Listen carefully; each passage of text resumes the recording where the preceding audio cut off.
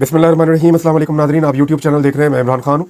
इससे पहले कि बाकी खबरों की तरफ जाऊँ, मैं पहले एक जुल्म की इंतहा हुई है और पाकिस्तान तहरीक इंसाफ का सोशल मीडिया इस खबर को सामने लेकर आया। एबटाबाद से ताल्लुक़ रखने वाले तहरीक इंसाफ के कारकुन ज़ीशान, ये आप देख लीजिए इनका चेहरा, ये इन्हें कैद कर दिया गया था और अभी इनको अटक जेल में रखा गया है। इनकी वालिदा अपने बेटे से मिलने के लिए जेल में आई और अटक जेल पहुंची। इन्होंने बड़ी कोशिश की मिलने की, लेकिन माँ को अपने बेटे से मिलने नहीं दिया गया और फिर वालिदा को दिल का दौरा पड़ा और मौके पर ही वो जाँ बहक हो गई। अब ये जुल्म और फस्तायत इस मुल्क में हो रही है। मैं सिर्फ पाकिस्तान की हुकूमत और एस्टेब्लिशमेंट को इतना कहना चाहता हूँ कि आप माओं की बदवाएँ उतनी लें जितनी आप बर्दाश्त कर सकें। एक माँ की बदवा आपको तबाह बर्बाद करके रख देगी, और आपने तो पता नहीं कितनी ही माओं की बदवाएँ ले ली हैं। कितने ही बेटों को तकलीफ दी है, कितनी ही बेटियों को तकलीफ दी है आपने, कितने ही बेगुनाहों को उठा के आपने जेलों में डाल दिया है, कितने ही लोगों के ऊपर जुल्म और सितम के पहाड़ आपने तोड़े हैं, कितने इंसानों का आपने दिल तोड़ा है, कितने लोगों की चादर और चार दीवारी का तकद्दुस पामाल किया है। बहनों और बेटियों के साथ, बहुओं की इज्जतों के साथ आपने खिलवाड़ किया है। ख़वातीन को आपने अगवा किया है। हर इंसानियत से गिरी हुई हरकत आपने की है सिर्फ एक शख्स को इक़्तिदार से दूर रखने के लिए, सिर्फ एक शख्स को सजा देने के लिए या एक शख्स को नीचा दिखाने के लिए आप किस कदर गिरे हैं। और ये जो नौजवान है, इसकी माँ का इंतकाल हो गया, अब इस नफरत का जवाब कौन देगा? यानी इसको क्यों ना एक कत्ल समझा जाए कि माँ अपने बेटे को मिलने के लिए आई, उसे नहीं मिलने दिया गया, उसको तकलीफ दी गई, वो दिल का दौरा पड़ा और वो दुनिया से ही चली गई। तो ऐसे वाक़यात रुक नहीं रहे, बल्कि इन वाक़यात की वजह से नफरत बढ़ती जा रही है। नाज़रीन, एक और खबर पाकिस्तान तहरीक इंसाफ के कुछ सोशल मीडिया के लोगों ने और कुछ तहरीक इंसाफ के अहदेदारों ने ये क्लेम किया कि इमरान खान साहब को जेल में शदीद तकलीफ में रखा हुआ है और उन्हें बहुत ज़्यादा अजियत दी जा रही है। ये खबर न सिर्फ बल्कि दी गई बहुत तेज़ी से, इस खबर को फैलाया गया। एक शख्स ने मुझे भी रब्ता किया और मुझे रब्ता करके उसने इस किस्म का क्लेम किया, लेकिन मुझे उसकी बात पे यकीन नहीं आया, क्योंकि वो जो खबर मुझे दे रहा था उसका कोई सबूत ऐसा मैसर नहीं था और ना मेरा कोई दूसरा सोर्स उस खबर को कंफर्म कर रहा था उस वक्त तक के लिए। यानी बाजी में ऐसा हुआ कि मैंने आपको जेल के अंदर से बड़ी अहम खबरें आप तक पहुँचाई हैं मैंने, लेकिन इस मरतबा इमरान खान साहब के हवाले से जो खबरें आ रही थी उनको कन्फर्मेशन नहीं मिल रही थी। हो सकता है ये खबर दुरुस्त हो, लेकिन मैं क्योंकि जब तक काउंटर चेक नहीं करूंगा तब तक मैं ये खबर दे नहीं सकता। लेकिन पाकिस्तान तहरीक इंसाफ के जो सेक्रेटरी इत्तलात हैं शेख वकास अकरम साहब, उन्होंने इसके ऊपर अपना रद्द-ए-अमल दिया है। उन्होंने कहा कि खान साहब के वकला की टीम जो जेल के मामला देखती है, मैंने एक फोकल पर्सन से मेरी बात हुई है जिसने मुझे यकीन दिलाया कि खान साहब के साथ इस किस्म का कोई सलूक नहीं किया जा रहा जो चंद लोग सोशल मीडिया पर ये चला रहे हैं। एक और वकला टीम मेंबर फैसल चौधरी ने मुझे ये भी बताया कि खान साहब की आज उनके बच्चों से बात करवाई गई है। मैंने बारहा पूछा मगर उन्होंने मुझे बड़े वसूख से ये बात बताई। मैं ये समझता हूँ कि बगैर तहकीक के इस किस्म की खबरें फैलाना, इस किस्म की सनसनी फैलाना, ये नामुनासिब बात है। देखिए, बाद पाकिस्तान की एस्टेब्लिशमेंट भी ऐसी चीज़ें फैलाती है, जानबूझकर इस किस्म का प्रोपेगेंडा करवाती है या ऐसी खबरें, झूठी खबरें बाहर निकालती है ताकि लोगों का रद्द-ए-अमल चेक करे, और अगर खुदा न खास्ता खान को किसी वक्त कुछ हो या कुछ किया जाए तो उसकी पहले से तैयारी की जाए। बहरहाल, बगैर तहकीक के ऐसी खबरें फैलाई जाती हैं, इस किस्म की सनसनी फैलाना नामुनासिब बात है। खान के साथ अगर किसी किस्म का रवैया शुरू हुआ तो हमारे वकला की टीम, हमारे जिम्मेदारान, हमारी क़यादत, हमारा वर्कर कोई चैन से नहीं बैठेगा। चंद और दोस्तों के ज़िम्मे भी लगाया है ताकि सूरत हाल का पता लगाया जा सके। ये जनाब शेख वकास अकरम साहब ने दावा किया है, और एक दावा ये भी किया गया कि गालिबन इमरान खान साहब की बुशरा बीबी साहिबा से भी मुलाकात करवाई गई है। अब ये कन्फर्मेशन आ जाएगी थोड़ी देर में, लेकिन इमरान खान साहब जेल में है तो वो सख्ती में जो हालात उनके लिए रखे गए हैं, उनकी पार्टी के लोगों से उनकी मुलाकातें नहीं करवाई जा रही, क्योंकि ऊपर नीचे 2-3 वाक़यात ऐसे हो गए हैं जिनके बाद पाकिस्तान की मिलिट्री एस्टेब्लिशमेंट बहुत शर्मिंदा और परेशान है।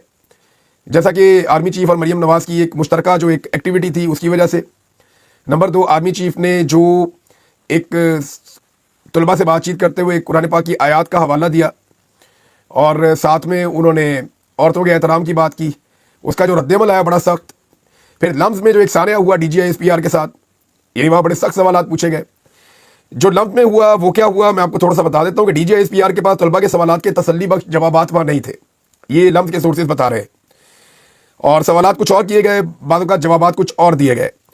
और इस लेवल पे जो तलबा है वो फिर मायूस हो जाते हैं ना। लम्स के तलबा हैं, पढ़े लिखे हैं, वो चाहते हैं कि जो वो सवाल कर रहे हैं उस सवाल का वही जवाब मिले, लेकिन जब नहीं मिलते तो उनको मायूसी होती है।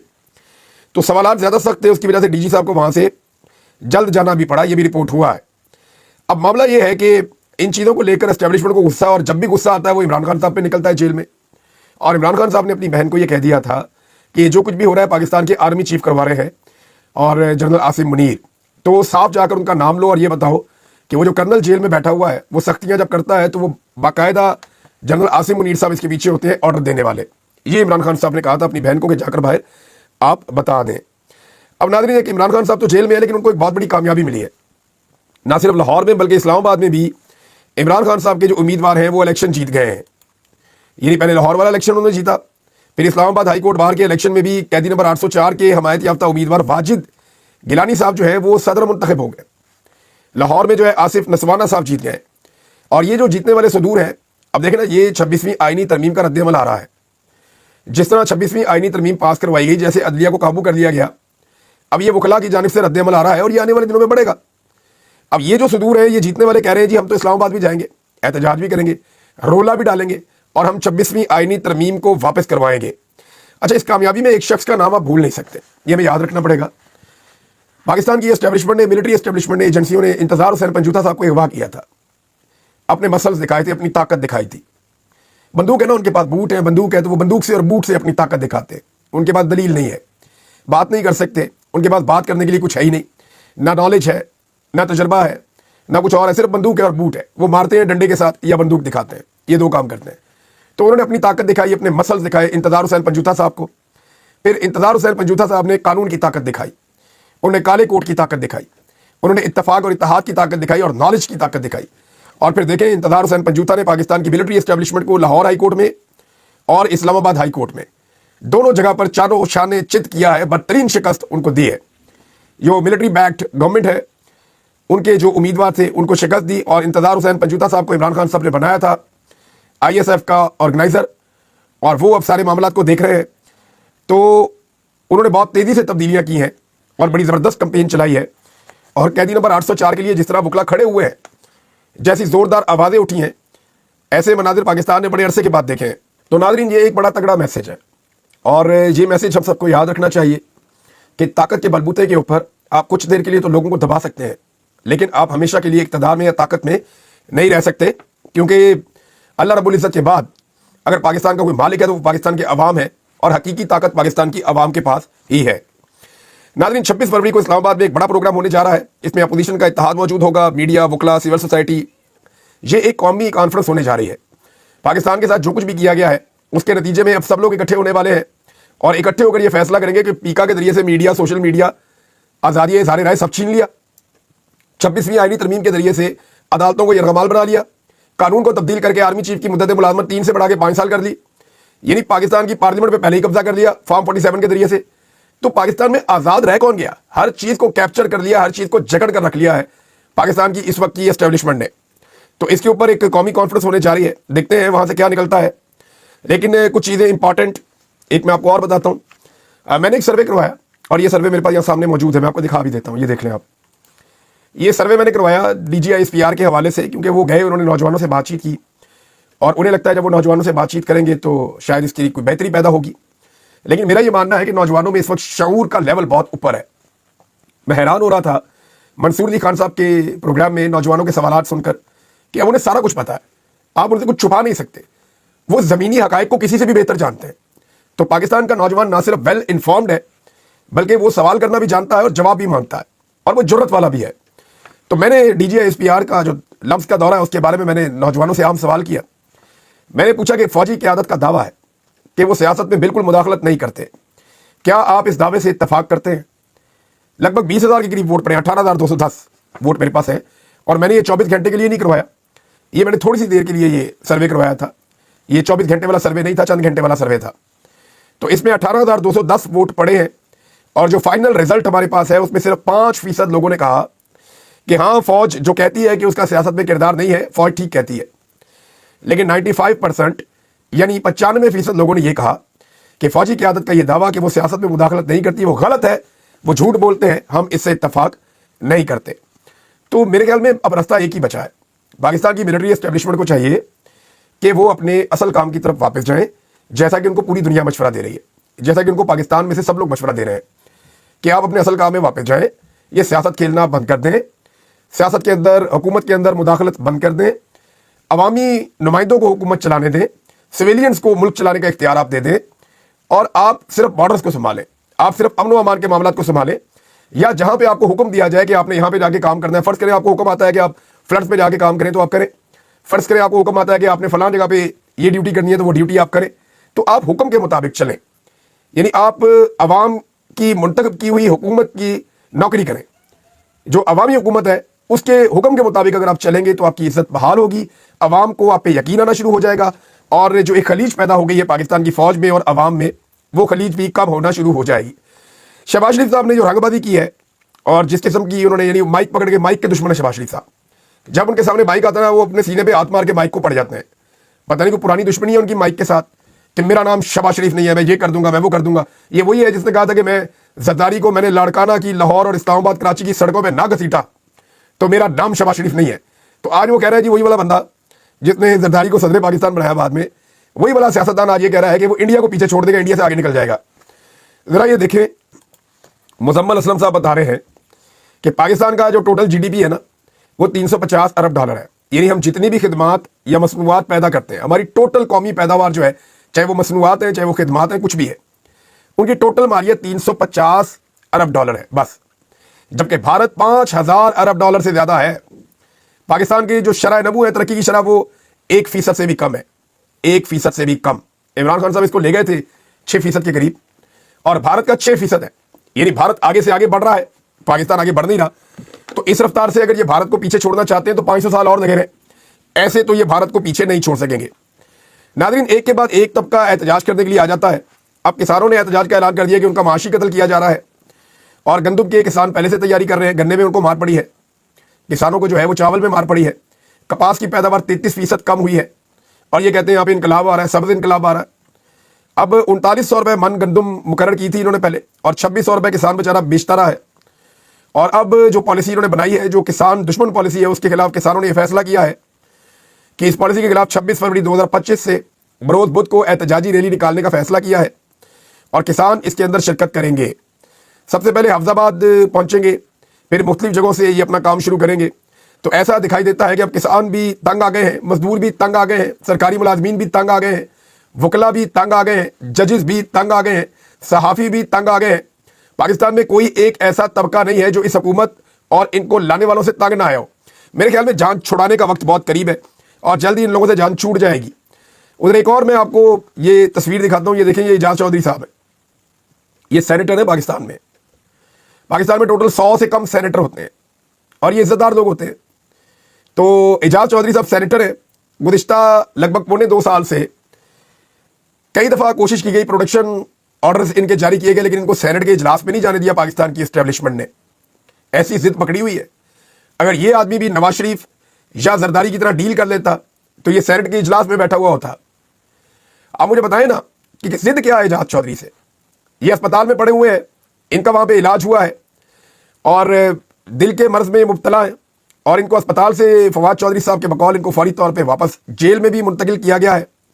सर्जरी के बाद ज़बरदस्ती जेल शिफ्ट किया गया। फवाद चौधरी साहब कह रहे हैं एक बुजुर्ग रहनुमा जो सेनेटर भी हैं, उनके साथ ऐसा बहिमाना सलूक इंतहाई काबिल मुज़म्मत है। फिर इसमें कुछ तफसीलात जो है वो साकिब बशीर साहब बता रहे हैं कानूनी नुक्ते में कि इस तरह के मुकदमात में ऐसी सूरत हाल में बहुत पहले जमानत हो जाती है मुलजिमान की, लेकिन यहाँ तो निज़ाम ने जिद पकड़ ली है, और मामला सिर्फ यह है कि एस्टेब्लिशमेंट के कहने के ऊपर डील क्यों नहीं की। तो जो डील नहीं कर रहा ना, उसको निशाने इबरत बना रहे हैं। या तो आप नवाज शरीफ बने या आप निशाने इबरत बने। तो नवाज शरीफ साहब से इतना चिढ़ गए पाकिस्तानी कि कोई भी सियासतदान मौत कबूल करने को तैयार है, नवाज शरीफ बनने के लिए तैयार नहीं है। नाज़रीन, एक और खबर आई मेरे पास, आदिल खान बज़ई साहब का मेरे पास ये एक ट्वीट आया, मैंने उसको पढ़ा तो फिर मुझे पता चला कि ये तो शेर अफजल मरवत साहब का एक स्टेटमेंट है। मरवत साहब ने कहा कि आदिल बज़ई से स्टैंडिंग कमेटी में शामिल करने के लिए 3 करोड़ रुपए रिश्वत मांगी गई। ये मरवत साहब ने दावा किया। आजकल मरवत साहब का सारा टारगेट पाकिस्तान तहरीक इंसाफ है। कभी वो तहरीक इंसाफ की खवातीन को टारगेट करते हैं, कभी तहरीक इंसाफ की क़यादत को टारगेट करते हैं, कभी वो इमरान खान साहब को टारगेट करते हैं, कभी वो इमरान खान साहब के करीबी साथियों को टारगेट करते हैं। अब आदिल बज़ई एक ऐसा शख्स है जिसने बड़ी कुर्बानी दी है। मेरे ख्याल में इस 26वीं आईनी तरमीम के दौरान अगर किसी शख्स ने सबसे ज़्यादा माली नुकसान बर्दाश्त किया है तो वो शायद मैं कह सकता हूँ कि आदिल बज़ई है। इनके घर तबाह हो गए, प्लाजे तबाह हो गए, कारोबार तबाह हो गए, लेकिन इस शख्स ने इमरान खान का साथ नहीं छोड़ा, और ये बड़ी अजीब पोजीशन में था, इसकी सीट भी छीन ली थी। वो तो अदालत से बाद में फैसला आया। तो आदिल बज़ई साहब ये कहते हैं इसके बारे में, जो उनका स्टेटमेंट है मैं आपको पढ़ के सुना देता हूँ। मरवत साहब कह रहे हैं जी कि 3 करोड़ रुपए रिश्वत इनसे मांगी गई, इनका दावा है। आदिल बज़ई साहब कह रहे हैं कि यह बात इंतहाई अजीब है, मुझे इस मामले का कोई इल्म नहीं है, यानी जिससे पैसे मांगे गए उसको नहीं पता, وہ تیسرے بندے کو بتا کے مانگے گئے ہیں. یہ الزام بالکل جھوٹا ہے, یعنی انہوں نے جھوٹا قرار دے دیا. میں واضح طور پر تردید کرتا ہوں. عادل بدوی صاحب نے یہ ٹویٹ کیا ہے اور یہ پھر رپورٹ بھی ہو گیا. ناظرین ایک اور خبر آئی, اور خبر یہ ہے کہ جو پتن کی عمارت کو سیل کیا گیا ہے, ملتان کے اندر بھی اور اسلام آباد کے اندر بھی ان کے اوپر اٹیک کیا گیا, صرف اس لیے کہ انہوں نے دھاندلی کو بے نقاب کیا تھا. یعنی پتن ڈیولپمنٹ آرگنائزیشن جو ہے اس نے بتایا کہ پاکستان میں کس نوعیت کی دھاندلی ہوئی. 64 نئے طریقے استعمال کیے گئے. نواز شریف کا حلقہ جو ہے وہ دھاندلیوں سے اور بے شرمیوں سے بھرا ہوا ہے. پی ایم ایل این کی ساری قیادت دھاندلی سے جیتی ہے. 17 سیٹوں والوں کو 180 سیٹوں والوں کے مقابلے میں حکومت بنا کر دی گئی ہے. جب یہ ساری چیزیں سامنے آئی تو اس کے بعد ان پہ اٹیک کر دیا گیا. اب اس کے اوپر human rights commission of Pakistan, انہوں نے غیر سرکاری تنظیم پتن کی اسلام آباد کی عمارت کو سیل کرنے پر تنقید کرتے ہوئے اسے ناقابل قبول قرار دیا ہے. انہوں نے پریس ریلیز جاری کرتے ہوئے کہا کہ پتن کے نیشنل کوآرڈینیٹر سرور باری کی رہائش گاہ کو سیل کر دیا گیا ہے اور ان کے اہل خانہ کو بھی بے دخل کر دیا گیا ہے. اور اس کے بعد جو پتن نے رپورٹ دی اس کے بارے میں بتایا گیا, پھر یہ کہا گیا کہ جس قسم کا یہ ایکٹیویٹی ہے یہ خلاف قانون ہے اور اس کی انہوں نے سخت مذمت اور ان کو غلط قرار دیا ہے, اس عمل کو غلط قرار دیا ہے.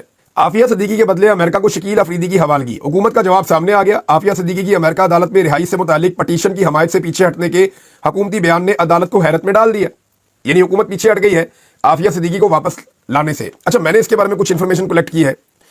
کیونکہ عافیہ صدیقی کو پاکستان کی ملٹری اسٹیبلشمنٹ نے امریکہ کے حوالے کیا تھا, تو پاکستان کی ملٹری اسٹیبلشمنٹ یہ نہیں چاہتی کہ عافیہ صدیقی ہوش و حواس میں اور زندہ سلامت پاکستان واپس آئے, کیونکہ اس صورت میں پاکستان کی ملٹری اسٹیبلشمنٹ کو بہت سخت شرمندگی ہوگی جب لوگ انہیں دیکھیں گے اور وہ یہ بتائیں گی کہ انہیں جو ملٹری اسٹیبلشمنٹ ہے اس وقت کی انہوں نے پکڑ کے امریکہ کے حوالے کیا تھا اور اتنے سال تک قوم کی بیٹی جو ہے وہ امریکہ کی قید میں رہی ہے اور اس پہ کس قسم کے مظالم ہوئے ہیں.